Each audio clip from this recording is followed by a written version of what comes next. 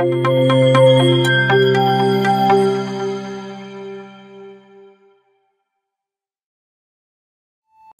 warahmatullahi wabarakatuh. Jumpa lagi di Suara Pakar untuk Perubahan di channel Muslimah Ulul Albab.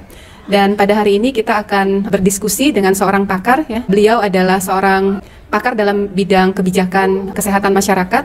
Dan hal yang akan kita diskusikan itu adalah tentang stunting. Nah, untuk stunting sendiri kita mengetahui bahwa angkanya tidak justru menurun, ya, tapi masih tetap ada, ya.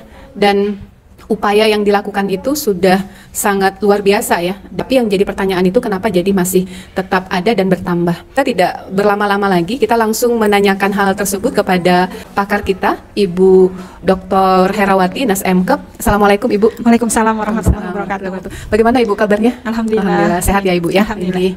Nah Ibu, terkait dengan stunting, ya. Jadi mungkin banyak sekali kalau kita itu penelitian gitu, ya. Bahkan kemudian di sana itu dari situ kita mengetahui bahwa oh ternyata stunting ini tidak justru berkurang gitu, ya, tapi juga semakin bertambah dan tetap menjadi prioritas untuk dientaskan, ya, untuk kebijakan sekarang.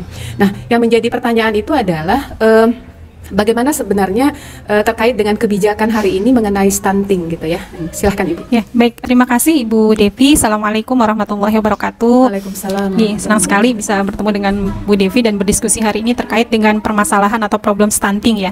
Memang betul sekali tadi apa yang disampaikan oleh Bu Devi bahwa problem stunting hari ini masih menjadi salah satu program prioritas, ya, di negeri kita ini, di mana memang kalau kita melihat target dari pencapaian atau penurunan stunting ini juga masih belum tercapai gitu. Jadi kayak trennya itu ya naik turun gitu, tapi masih belum mencapai target gitu, seperti itu. Sebelum membahas terkait dengan seperti apa sih kebijakan penanganan stunting hari ini yang sudah dilakukan gitu, ya. Nah, kita perlu sedikit tahu dulu tentang apa itu stunting gitu, ya. Walaupun saya rasa bahwa hari ini masyarakat sudah mulai melek, ya, terkait dengan stunting itu. Jadi adalah stunting itu salah satu kondisi, ya, yang biasanya itu bisa dilihat mulai usia 2 tahun, ya, 2 sampai 5 tahun itu yang dia kondisi tubuhnya itu tinggi badannya itu tidak sesuai dengan usianya gitu, ya. Jadi harusnya kan ada ukuran antropometri itu kalau misalkan usia segini tinggi badannya segini gitu. Nah, ini jadi tinggi badan per usia itu tidak sesuai dengan yang seharusnya gitu. Dan ini kalau menurut di dalam pedoman Kemenkes itu bahwa ya salah satu penyebab dari stunting ini adalah kekurangan gizi kronis gitu, ya. Ya, ini khususnya pada yang disebut dengan 1000 HPK, 1000 hari pertama kelahiran gitu, ya. Berarti kan dimulai dari ibunya sebelum hamil, kemudian pada saat kehamilan gitu, dan kemudian tadi baru terlihat ketika anaknya lahir gitu, dan kemudian sampai tadi usia 2 tahun seperti itu gitu. Nah, itu yang kemudian yang dikatakan stunting gitu. Nah, bagaimana tadi terkait dengan kebijakan penanganan stunting hari ini gitu. Jadi memang kita katakan bahwa problem stunting ini merupakan problem yang kompleks, ya. Kenapa dikatakan kompleks? Karena penyebabnya itu kalau kita mengenal ada penyebab langsung dan ada penyebab tidak langsung gitu. Ya tadi penyebab langsung itu ya tadi dia kekurangan gizi, ya, dalam ini kekurangan gizi kronis gitu, ya. Misalkan asupannya tidak sesuai dengan yang seharusnya kebutuhan gitu. Nah, tetapi kemudian ada juga yang disebut dengan penyebab tidak langsung gitu, ya, untuk menyebabkan kondisi stunting tadi gitu. Contohnya misalkannya tadi berdasarkan hasil penelitian itu kayak sanitasi lingkungan itu gitu, misalkan juga masalah air bersih gitu, itu bisa berpengaruh atau bisa menyebabkan kondisi stunting gitu, ya.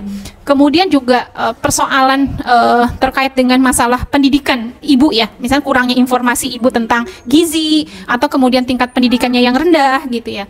Atau kemudian penyebab tidak langsung dari stunting itu sendiri gitu, ya, yang paling banyak kita lihat gitu dan barangkali dirasakan di tengah-tengah masyarakat itu adalah kondisi ekonomi gitu, ya. Jadi kesulitan ekonomi gitu keluarga-keluarga itu untuk bisa, jadi kan daya belinya yang rendah, ya, seperti itu, untuk bisa mencukupi kebutuhan yang akhirnya ya mereka makan ya seadanya gitu. Nah, sehingga ya itu yang tadi saya katakan bahwa problem stunting ini merupakan problem yang kompleks karena memang penyebabnya banyak gitu, ya, kompleks seperti itu. Nah, sehingga memang melihat tadi penyebabnya yang ada yang secara langsung dan tidak langsung, kebijakan hari ini pun memang sebenarnya sudah dibuat apa yang disebut dengan intervensi gizi spesifik dan intervensi gizi sensitif gitu, ya. Jadi kalau misalkan kayak intervensi gizi spesifik itu dia langsung kepada penyebab dari stunting itunya sendiri. Contohnya misalkan pemberian ASI eksklusif, pemberian makanan tambahan gitu, ya. Kemudian juga pemberian vitamin A gitu, ya, seperti itu, ya, spesifik langsung ke penyebab langsungnya tadi gitu. Dan ini pun sebenarnya sudah tadi pemerintah melakukan apa yang disebut dengan intervensi gizi sensitif tadi gitu, yang penyebab tidak langsung tadi gitu. Bagaimana kemudian mengupayakan terkait dengan sanitasi gitu, ya, kemudian air minum yang bersih ataupun pemberian informasi dan sebagainya kepada masyarakat gitu. Nah, tetapi ya itu tadi gitu ya, kenapa gitu ya sampai meskipun sudah ada kebijakan tadi ya intervensi gizi spesifik dan intervensi gizi sensitif tuh kok penanganan ini ya masih berkutat di sana saja gitu. Tadi angkanya dikatakan naik turun, naik turun gitu, ya. Belum mencapai dari penurunan target gitu, baik itu secara global ataupun misalkan di beberapa daerah untuk mencapai target nasional gitu. Nah ini yang kemudian perlu kita istilahnya cermati gitu ya. Kalau saya melihat bahwa kita gitu dengan tadi ya penyebab yang kompleks terhadap penyebab stunting itu, kita itu tidak boleh salah melihat akar persoalan.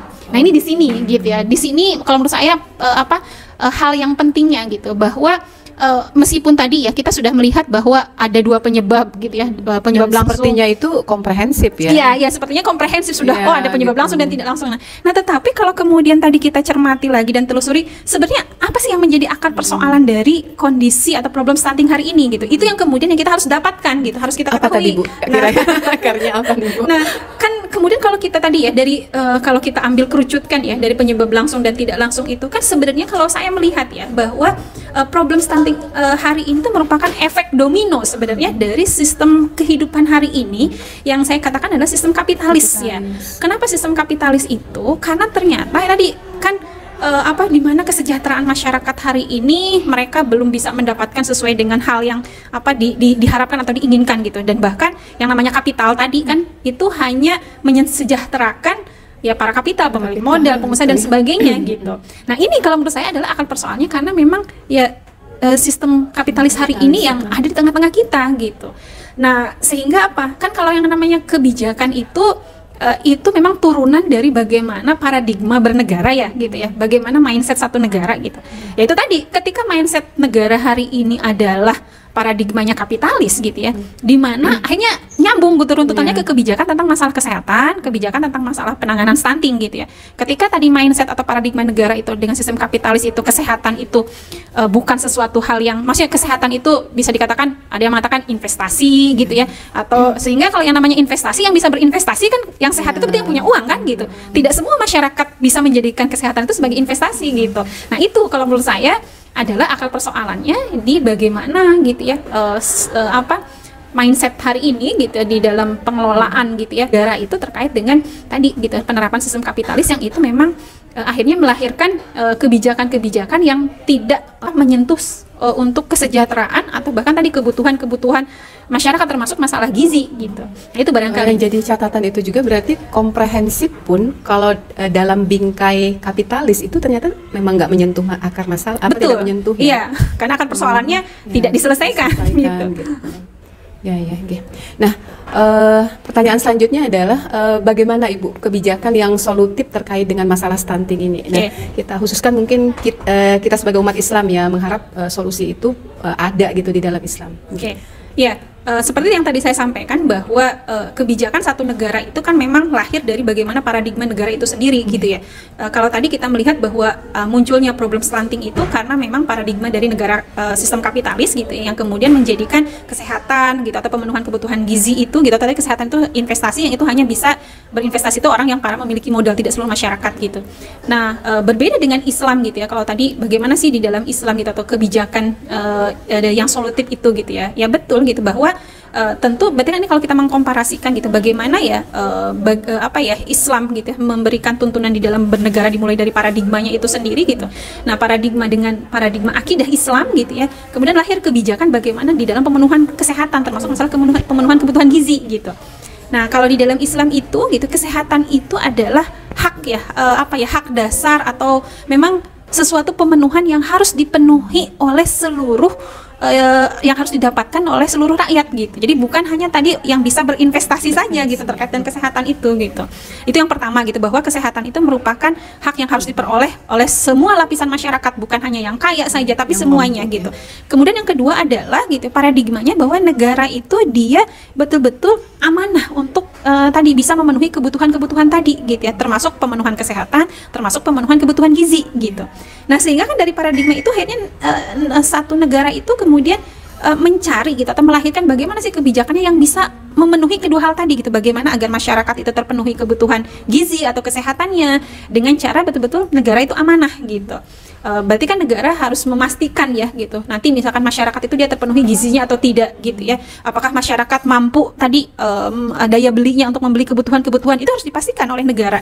Apakah kemudian masyarakat itu sanitasinya seperti apa gitu. Apakah sudah baik atau tidak. Apakah air minumnya itu layak atau tidak gitu. Sekarang sepertinya kan itu jadi tanggung jawab individu per individu ya. Iya gitu, belum sepenuhnya tadi gitu menjadi tanggung jawab dari negara gitu. Kemudian yang selanjutnya apakah masyarakat mendapatkan informasi atau edukasi yang benar atau tidak gitu. Nah itu betul-betul harus dipastikan gitu oleh negara yang dia memang mindsetnya sebagai tadi riayah atau pengelola untuk urusan-urusan umat gitu. Yang terkait yang masalah ekonomi juga Bu, yang tadi menjadi faktor utama ya, faktor penyebab tidak langsung ya. Iya. Terkait dengan itu juga berarti dalam Islam punya aturan ya. Iya betul gitu, karena tadi dari paradigma Islam itu ya lahir bagaimana kebijakan ekonominya gitu, kemudian lahir bagaimana pendidikannya, lahir bagaimana kesehatannya gitu, sehingga memang ya komprehensif gitu seperti itu. Dan itulah yang tadi kalau dikaitkan kalau ketika kita mengetahui akar persoalannya adalah adanya di sistem kehidupan dengan bagaimana paradigma bernegara itu, ya oleh karena itu tadi gitu ya saya menyerukan gitu ketika kita ingin ada perubahan kan ya,